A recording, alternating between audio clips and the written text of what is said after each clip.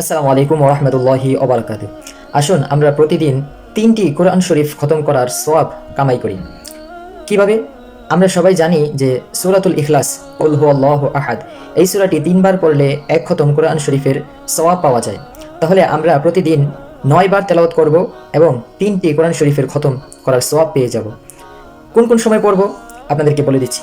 ফজর নামাজের পর 3বার পড়বেন, জোহর নামাজের পর একবার পড়বেন, আসর নামাজের পর একবার পড়বেন, মাগরিব নামাজের পর 3বার পড়বেন এবং এশারের নামাজের পর একবার পড়বেন। এই 5 ওয়াক্ত নামাজের পর মোট 9 বার এই সূরা ইখলাস পড়ার মাধ্যমে আমরা 3টি কোরআন শরীফ খতম করার সওয়াব পেয়ে যাব ইনশাআল্লাহ প্রতিদিন। আর এই আমলটি নবী করিম সাল্লাল্লাহু আলাইহি ওয়াসাল্লামের একটি সুন্নত।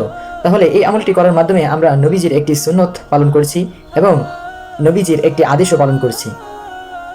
আর আল্লাহ তাআলাকেও আমরা খুশি করে দিচ্ছি। কিভাবে? নবী করিম সাল্লাল্লাহু আলাইহি ওয়াসাল্লামের যখন কোনো সুন্নত আমরা পালন করি তখন আল্লাহ তাআলা তাতে খুশি হন। সুবহানাল্লাহ। তো আমরা মুসলমান হিসেবে অবশ্যই চাই যে আল্লাহ তাআলাকে খুশি করতে। তাই আমরা নবী করিম সাল্লাল্লাহু আলাইহি ওয়াসাল্লামের এই সুন্নত আমলগুলো করার চেষ্টা করব ইনশাআল্লাহ। আর যদি পারেন তাহলে এই সূরা ইখলাসের সাথে সূরা ফালাক এবং সূরা নাস তেলাওয়াত করতে পারেন। আর যদি আরো বেশি করতে চান তাহলে ঘুম থেকে উঠে এবং ঘুমের সময় ঘুমাতে যাওয়ার সময়, ঘুম থেকে ওঠার পর এবং বিভিন্ন সময় আপনার ইচ্ছা মতো করতে পারেন, এই সূরাগুলো পাঠ করতে পারেন। এতে আপনি প্রচুর পরিমাণ সওয়াবের ভাগীদার হবেন। শোনেন যে আমরা বর্তমানে শেষ জামানার মানুষরা অহরহ গুনাহ করতেছি, জেনে না জেনে, বুঝে না বুঝে কত গুনাহ করি। তাহলে আমাদের যেই রকম গুনাহ হচ্ছে ওই রকম সওয়াবেরও প্রয়োজন আছে। তাই আমরা বেশি বেশি করে সওয়াব কামাই করার চেষ্টা করব। আমরা এই দুনিয়াতে সওয়াব কামাই করতে এসেছি, গুনাহ কামাই করতে না। কিন্তু আমরা ভুল পথে হাঁটছি।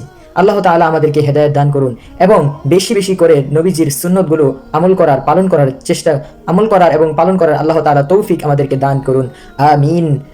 এইরকম ইসলামিক ভিডিও যদি আপনি দেখতে পছন্দ করেন তাহলে এই চ্যানেলটিকে সাবস্ক্রাইব করে রাখবেন এবং যদি ভালো লাগে তাহলে একটি লাইকও দিতে পারেন। এই সাবস্ক্রাইব এবং লাইক করার মাধ্যমে আপনি আমাকে আরেকটি নতুন ভিডিও বানানোর অনুগ্রহ এবং অনুপ্রেরণা যোগান। এই একটি সাবস্ক্রাইব এবং একটি লাইক করলে আপনার বিশাল কোনো ক্ষতি হবে না, বরং সওয়াবের ভাগীদার হতে পারেন। কারণ আমি কোনো খারাপ কিছু আপনাকে বলছি না, ভালো উপদেশ দিচ্ছি। এই উপদেশ শোনার মাধ্যমে, এই উপদেশ পালন করার মাধ্যমে আপনি উপকৃত হবেন, ক্ষতিগ্রস্ত হবেন না। তাই যদি ভালো লাগে তাহলে আমার জন্য একটু দোয়া করবেন। অবশ্যই এই চ্যানেলটিকে সাবস্ক্রাইব করে রাখবেন। ইনশাআল্লাহ আল্লাহ তাআলা এর প্রতিদানে আপনাকে আমাকে অনেক কিছু দান করবেন, ওই আশা রেখে আমরা আজকের মতো বিদায় নিচ্ছি। ওমা আলাইনা ইল্লাল বালাগ। আসসালামু আলাইকুম ওয়া রাহমাতুল্লাহি ওয়া বারাকাতুহু।